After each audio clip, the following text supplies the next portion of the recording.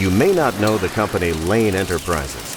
The name itself does not convey the assorted products and services they provide, but we're here to change that through the introduction of a new choice: Lane Enterprises.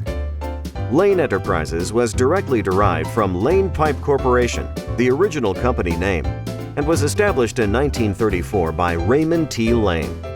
Ray Lane was an individual with the embodiment of the steel and pipe industry, rugged on the inside and outside, with a cigarette in one hand and a glass of whiskey in the other. Ray Lane, while I didn't know him, certainly had a reputation. There was one employee still working that as a sales representative who gave me his firsthand memories of being with Mr. Lane and the kind of guy he was. The word used today would be entrepreneur. He also enjoyed having a cocktail or two and made sure his team around him also enjoyed a cocktail or two or three. I think that tradition still stays with the company. Ray chose his hometown of Bath, New York, to start his pipe company.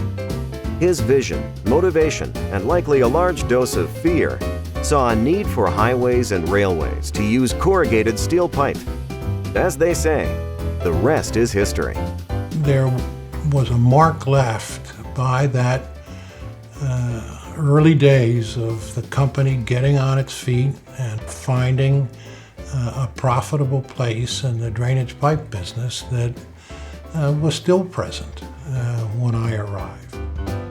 As the years went by, the future of Lane was obvious, and expanding to other locations was key for the growth of Lane Enterprises.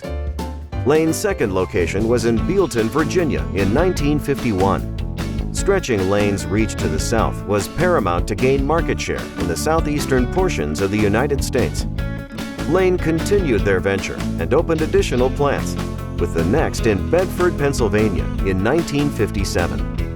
This established a future protocol for Lane, where strategic locations became important in the future of progress.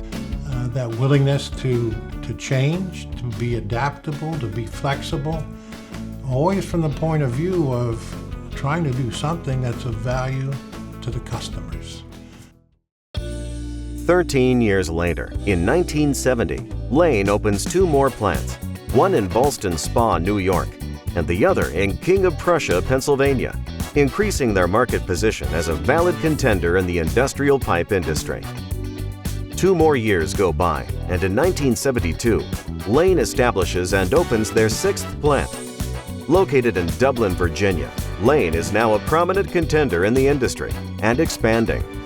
In 1973, adding Pulaski, Pennsylvania, and then in 1979 with the addition of the Custom Technical Coatings plant in Carlisle, Pennsylvania.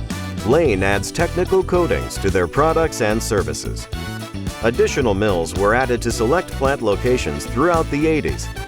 While Lane had a stronghold on the metal pipe industry, at the same time, metal pipe was also losing market share. Lane's solution was to invest in plastic.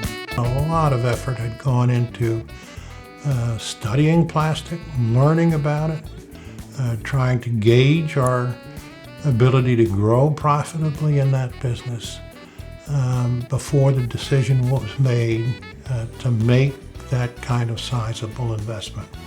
In 1994, they added their first HDPE plastic pipe plant in Shippensburg, Pennsylvania, enhancing their versatility and the positioning of Lane for years to come. In 1996, Lane adds another plant in the south, Statesville, North Carolina, expanding their southern reach. We've looked at areas where we were, I would say, behind our competition in, and we've aggressively gone out and addressed those shortfalls.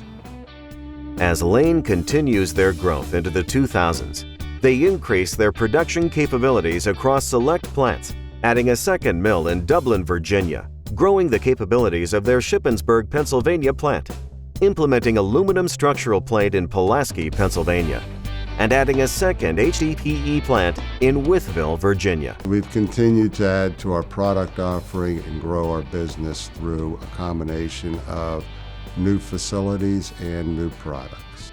As the global financial crisis of 2007-2008 happens, Lane has a stronghold on the pipe industry, and they come out of the crisis stronger. We added a director of new product development, which Lane had never had in the past. And through that, we've been able to address holes in our product offering to make sure that we were not just a me too, but also one of the leaders in the industry. In 2015, they created a new product for stormwater management. Dubbed Stormkeeper, this product development positions Lane as a powerhouse for stormwater management. Lane's footprint east of the Mississippi is now stronger and clear. They make a bold move to increase their footprint to the west. Lane builds in Temple, Texas. In 2017, we broke ground on a new facility, which will be a first for Lane. It is a combination plastic and metal pipe producing facility to address the growth markets in Texas. Lane continues to thrive as the nation's second largest producer of corrugated metal pipe and high-density polyethylene pipe, and has risen to be the nation's second largest producer of steel and aluminum structural plate. I see Lane will be able to service customers throughout the U.S.